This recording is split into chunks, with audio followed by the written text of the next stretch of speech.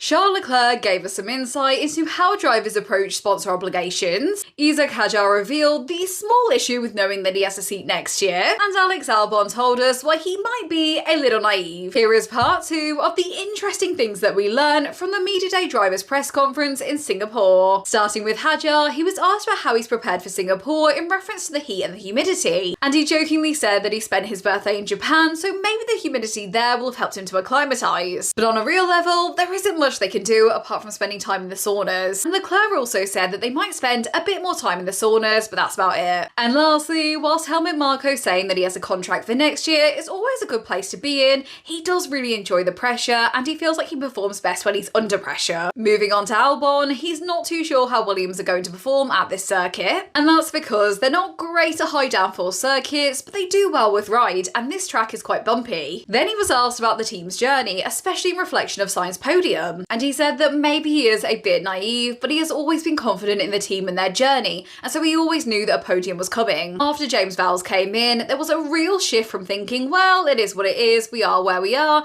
to being open-minded and hungry to be a top team. And the performance that the public are seeing now is because of changes that happened in 2023 and 2024. But the good news is they're only about 60 to 70% into their journey, and they're already getting podiums. And finally is Leclerc. Speaking about the Constructors' Championship, they're currently battling with Mercedes for second place. But Ferrari are disappointed with this, as they're doing as much as they can to try and fix it. Nevertheless, looking at the rest of the season, he believes that Mercedes are better in the cold, but Ferrari are better in the warm. So we'll see how it plays out. And then him and Alex were asked about whether there are too many sponsorship obligations for the drivers nowadays. Charles said that drivers are always pushing back on sponsorship obligations. It kind of gets to a point where it affects performance because recovery is so important, but they have these obligations on top of having more and more races and also needing to be in the factory a bit more than normal given the fact we've got new regulations next year. So while sponsors are obviously really important, there does need to be balance,